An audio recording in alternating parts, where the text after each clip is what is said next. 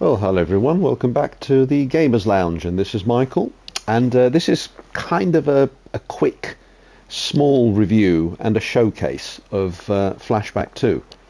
Now, I don't feel I can show you every single part of it, mainly because I don't want to spoil too much, but also because I haven't really got into it as much as I'd like to. But I did want to bring something to you because I looked for some reviews myself on YouTube before taking the plunge, because I just wanted to see what all the fuss was about. Now, first of all, we know that it's the game by Microids and Paul Cuisset, and it's supposed to be the sequel to Flashback. Now, I know it has the title of Flashback 2, but I don't know if it's actually Flashback 2. I think it's more of a reimagining of the original one with a few bits added in. So, visually, it's quite pleasing. It's a 2.5D game. Here you can see I'm running around with Conrad Hart in a section of the city called Atlantica. And you can approach certain terminals to take missions, or you can approach certain sparkly things like this, for example, and that normally gives you a bit of insight into something that's going on, so you can choose to read these snippets or you can skip them. And you can also approach certain terminals to save your game. Now, first of all, another little thing I'll reveal. Now, the reason why I think this is more of a reimagining, kind of a reboot of the original Flashback, is because we're still looking for our friend Ian. Yes, very small spoiler for those of you that haven't played the original, but I doubt there are many people out there who haven't played the original Flashback on the Mega Drive and the Super Nintendo or the PC back in the day. But and also you have to take a job. You have to register with a job agency in order to earn money to do certain things and to acquire certain things, and those I won't spoil for you because it can be a little bit interesting. Anyway, here's something else to examine.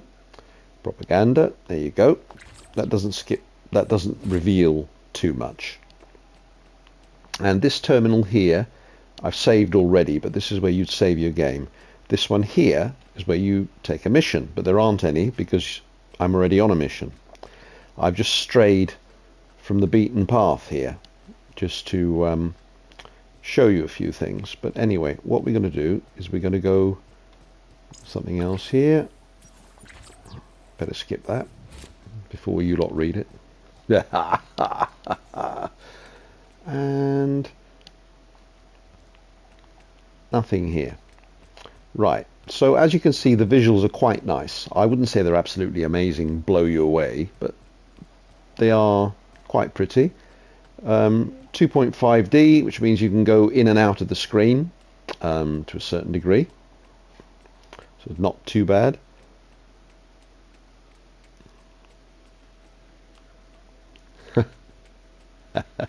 And because I'm doing this review and I haven't got into it as much as I want, I've actually forgotten where to go now. Hang on, let's get out and walk around this droid.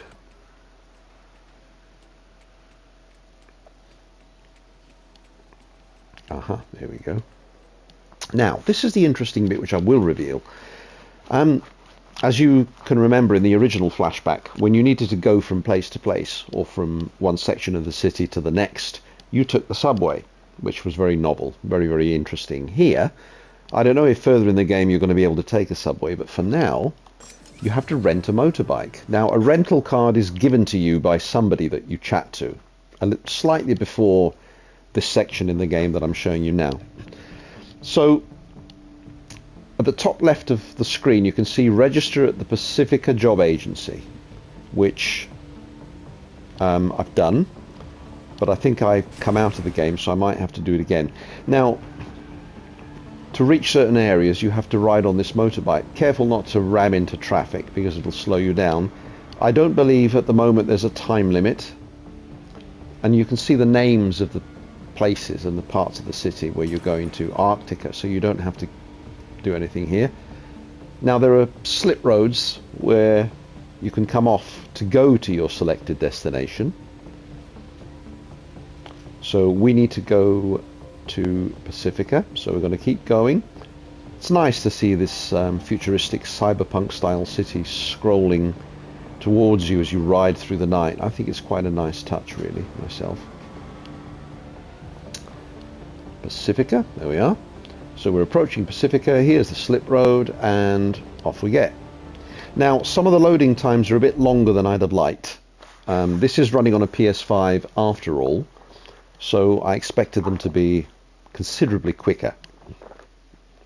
This one isn't too bad, but there are one or two that are a bit longer. Now, you can go up and talk to people. You want my picture or what? Some will be more willing to chat, some won't. But anyway, there we are. So we have to go to the job agency. Hello, welcome to the job agency. How may I help you? What is this place? Oh, hang on. This is the job agency. Thanks for the info. Now you have to select your answer, so you move it. You move towards the answer you want with the left stick, using the terminals. I'd like to sign up. Can I? Of course. I'll get you signed up right away. To help you in your missions, you'll receive 150 credits when signing up. You can use the terminals to look for jobs. Anything else? See you. And there you go. So you go up to a terminal, this one here, and you choose a mission. You can, as you can see, L2, R2 lets you choose between the missions you want. You can read them, select the one you like. There we are. This one you can collect 2 packages. So let's choose this one. Choose mission, confirm, mission activated. So out you come. And there you are. So carry out missions. There you go. Collect the packages from Pacifica. So you've got to look for these 2 packages. Somebody has them. So you come out of here. Now, I've played quite a bit of the game anyway up until this point. Here's the lady with the packages. What's it about? Hello, are you the person I need to see to pick up 2 packages? That's correct. Have you got the password? Yes, it's PHORM. That's right. Here are the packages. Understood. Who? No idea. All right, that's vague. Okay, package to be delivered. There we are. So, deliver packages to Arctica. So what we do is we go downstairs back to the bike rental place, and we're going to hop onto our 2-wheeler and go to Arctica. Now you can come off at other slip roads if you want and just explore the place if you want to.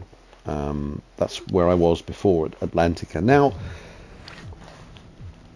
I really don't want to spoil too much of this, but this is pretty much what Flashback is. Now, there's a very interesting section that you can actually take part in. Now, they have added a few bits here to the original Flashback.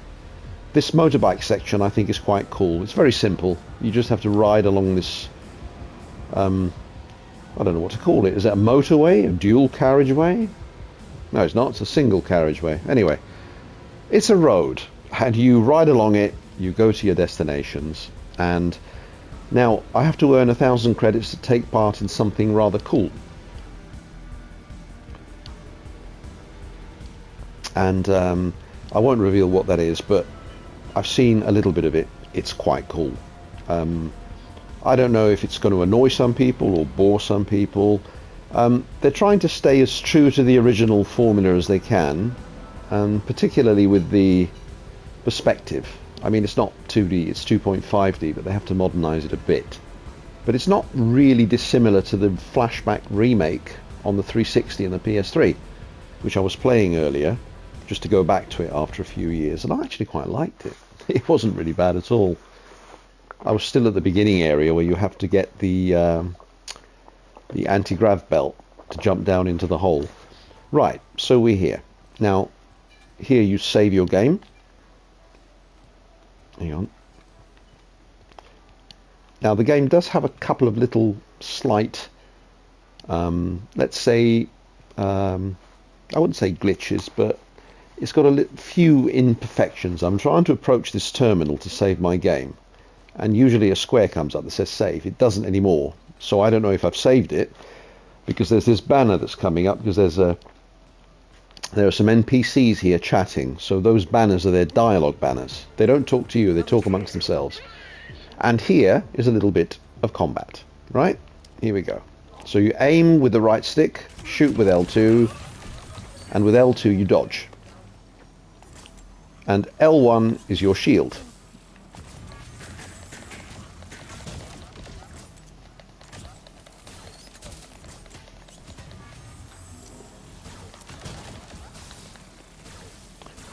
Uh-oh. Now it's very easy, this is something I really don't like about the game, it's very easy to get swarmed and run out of health. It really is a little bit too easy to do that and to get killed, and there you have it.